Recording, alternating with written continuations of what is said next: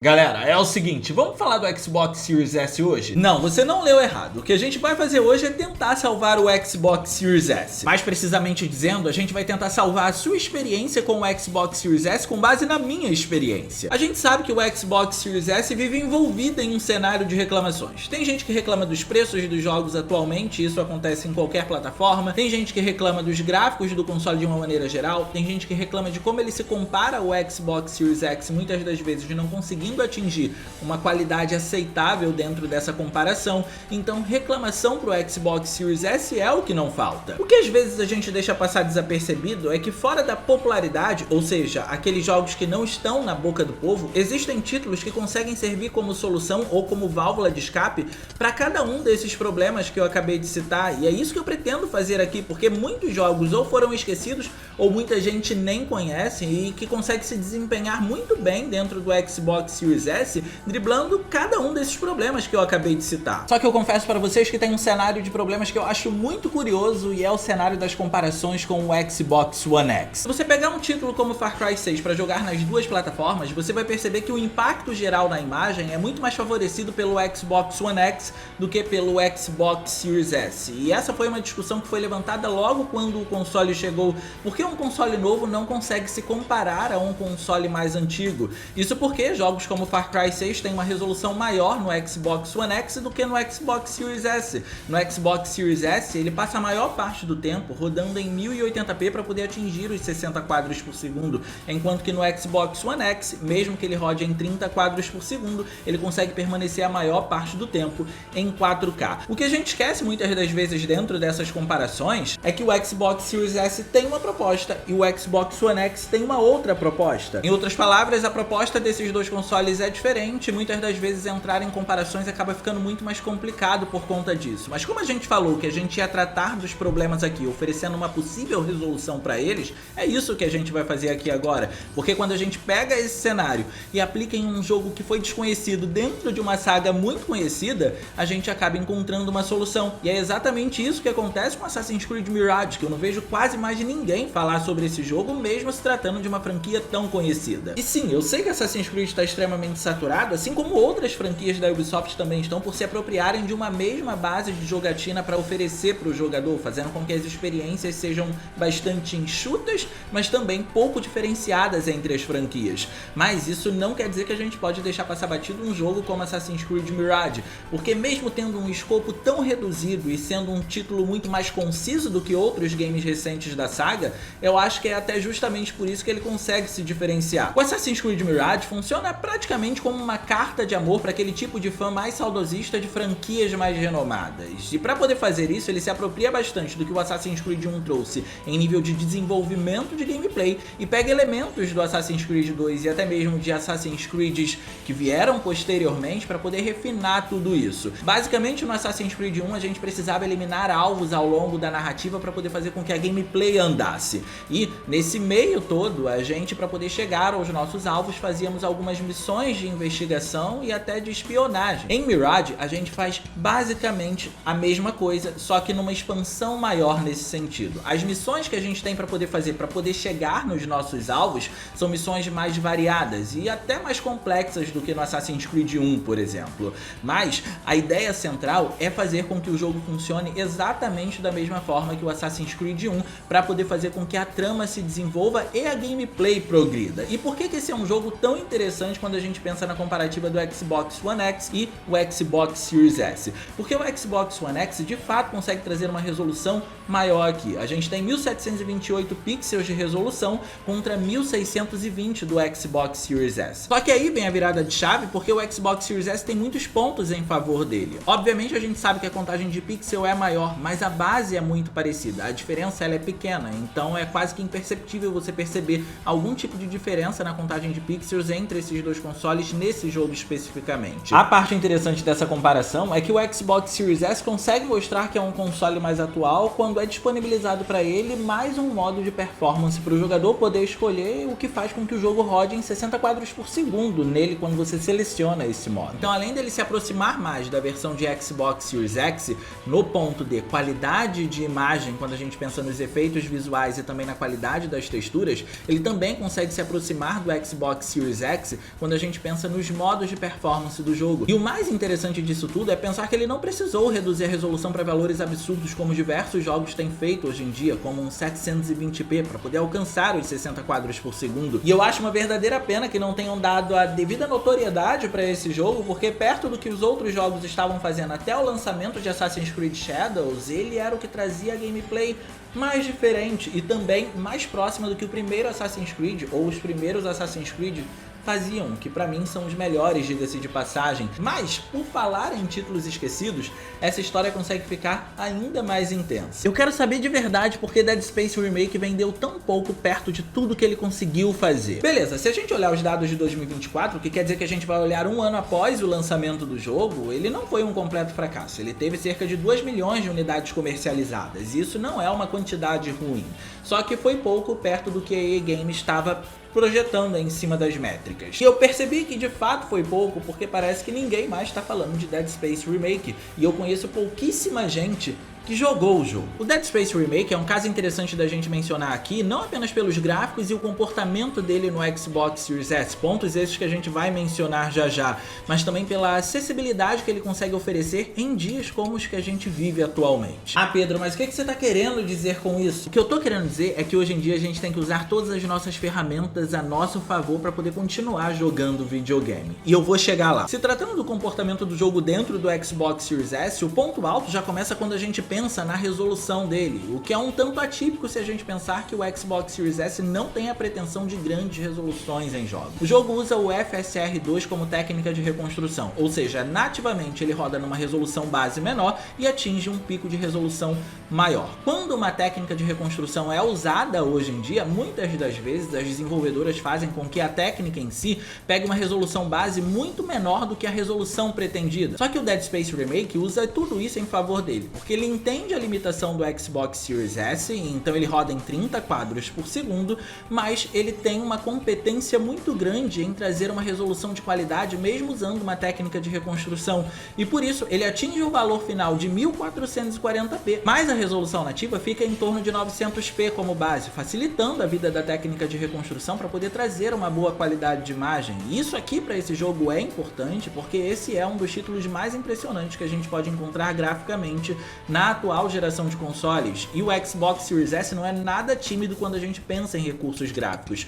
Todos os principais recursos visuais da Frostbite Engine, que foi o motor gráfico utilizado por aqui, estão presentes também no Xbox Series S, e é isso que faz com que o jogo fique impressionante. Mas por que a questão da acessibilidade é o ponto mais interessante do Dead Space Remake? Porque aqui a gente está falando de um jogo AAA. Se você quisesse jogar esse jogo no lançamento, você não pagaria menos do que R$300 para poder jogar. É por isso que eu falo para vocês que a gente tem que saber usar todas as ferramentas que a gente tem em nosso favor para poder jogar hoje em dia. Só que o que a gente não pode esquecer também é que existem outras experiências no Xbox Series S que conseguem impressionar a gente de outras maneiras. Sabe aquelas experiências que impressionam a gente pela maneira que elas são? Que fazem a gente esquecer que a gente está jogando um videogame? Então, muitas dessas experiências são incríveis e a gente precisa reparar nelas. E é o que a gente vai fazer agora, mas antes eu tenho um recado para vocês. Você já pensou que pode ter acesso a uma biblioteca com mais de 100 títulos usando o Game Pass, pagando apenas o valor mensal de uma assinatura? Com o Xbox Series S você tem acesso a isso, a jogos da atual geração,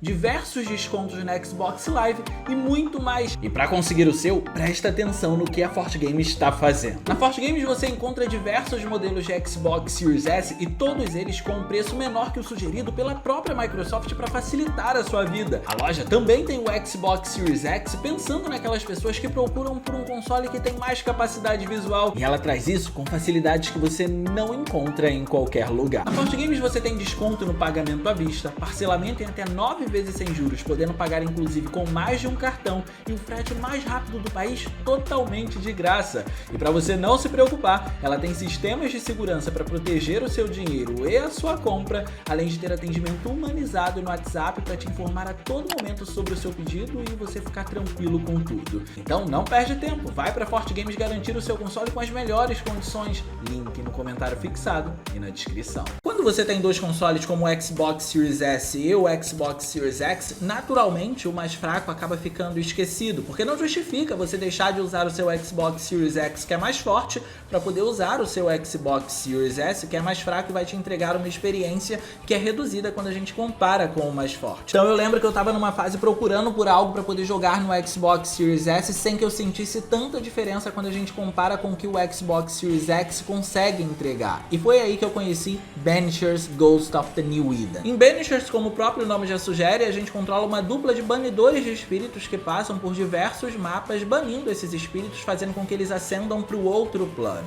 O ponto interessante que já faz a gente pensar que essa é uma experiência que faz a gente esquecer que a gente está jogando em um console é que esse foi um título desenvolvido pela Dontnod, que foi a mesma empresa que fez nada menos que Life is Strange, que é uma obra-prima da narrativa. Só que esse daqui não é um caso em que a gente vai ter o mesmo esquema de gameplay de Life is Strange, porém a gente vai ter uma qualidade de narrativa tão boa quanto. Conforme você avança, existem diversas escolhas que você precisa fazer. Essas escolhas podem ser de diálogos que acontecem entre a dupla, diálogos que acontecem com outras pessoas no mapa, diálogos que acontecem dentro da narrativa e também de atitudes que você precisa tomar. Qual é a grande virada aqui que faz esse jogo ser tão incrível e faz a gente esquecer que a gente está jogando no videogame? É que tudo isso tem um impacto na história, um impacto nos acontecimentos e um impacto moral.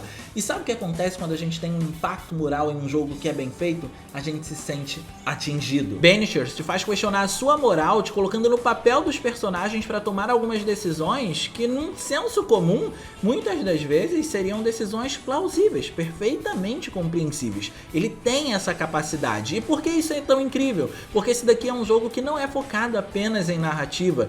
Aquele aspecto de narrativa que a gente encontra em Life is Strange até existe aqui justamente por conta dessa capacidade que o jogo tem de trazer tantas possibilidades dentro da trama para você poder escolher, mas a gameplay é uma gameplay de combate, e combate muitas das vezes que acontecem de maneira arcade. E essa mistura funcionou também porque acabou sendo um jogo viciante. Você não quer parar de jogar, e isso acontece não apenas porque a gameplay é muito boa, mas também porque você quer descobrir o que vai acontecer na história e o que você vai precisar fazer para essa história continuar acontecendo e se desenvolvendo. Obviamente você deve estar pensando que não faz sentido eu ter escolhido jogar isso no Xbox Series S. Num primeiro momento realmente não faz, mas se você para poder comparar o que esse jogo faz no Xbox Series S e no Xbox Series X, você vai ver que quase não existe diferença. Só que primeiro, quando a gente compara os modos performance e qualidade dentro do Xbox Series X, a gente já percebe que não existe uma diferença muito gritante dentro dos visuais. E depois, a gente faz essa comparação com o Xbox Series S, ou seja,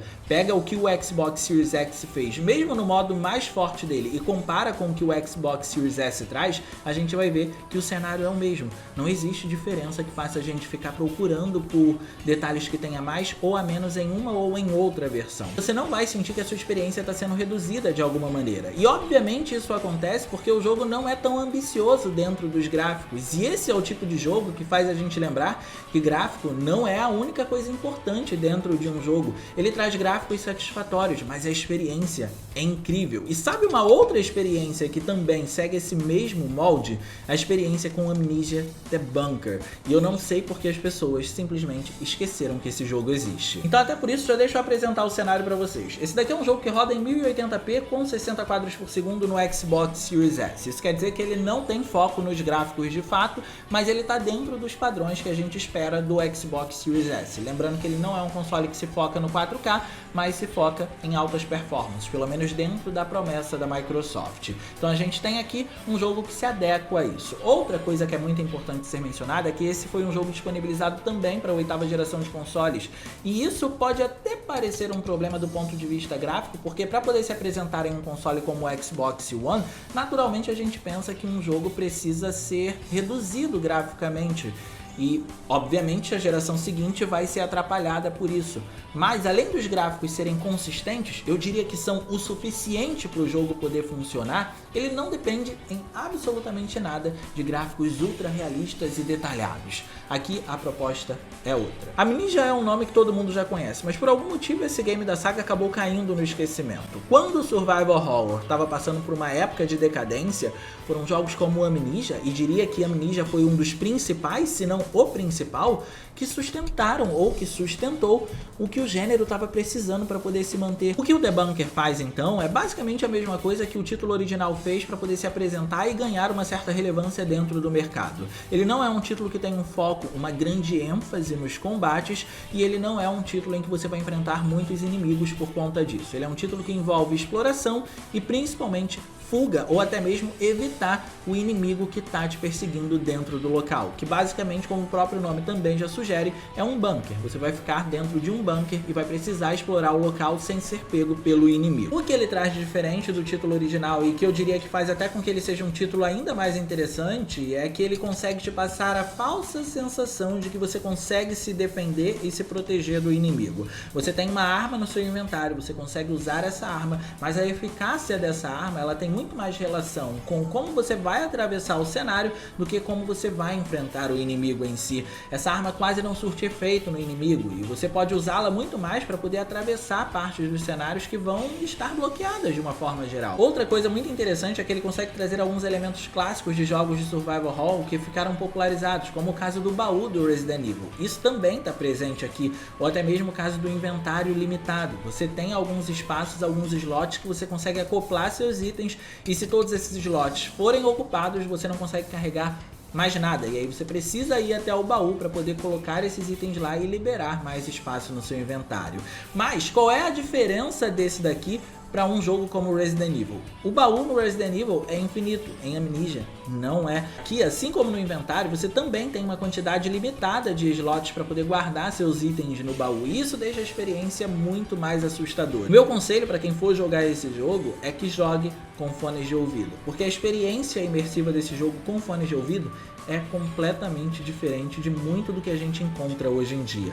É um jogaço para quem gosta de survival horror, acreditem em mim. E galera, no mais, a ideia desse vídeo era basicamente essa: apresentar para vocês alguns títulos que ficaram esquecidos no console e que conseguem usar a capacidade dele direta ou indiretamente. Eu sei que eu mencionei jogos pontuais, não falamos de muitos e muitos jogos, mas a ideia aqui é mostrar para vocês que a gente tem que saber usar o que a gente tem em nosso favor. Então a gente tem o Xbox Game Pass em nosso favor, vamos usar o Xbox Game Pass em nosso favor, vamos revirar aquela biblioteca, vamos atrás de promoções dos jogos desconhecidos, vamos procurar por experiências novas. Esse foi o meu principal objetivo aqui, mostrar para vocês que hoje em dia, principalmente, a gente precisa saber usar tudo que a gente tem em nosso favor. E claro, eu também não posso deixar de dizer para vocês comentarem experiências que vocês acham que valem a pena serem jogadas no Xbox Series S. Isso faz com que mais pessoas tenham acesso a essas experiências e consigam ter mais momentos com o console delas, beleza? E no mais, eu vou ficando por aqui. Eu espero que vocês tenham gostado desse vídeo. Se vocês gostaram, não se esqueçam de clicar no gostei, porque isso ajuda pra caramba. De quebra, você faz a boa ação do dia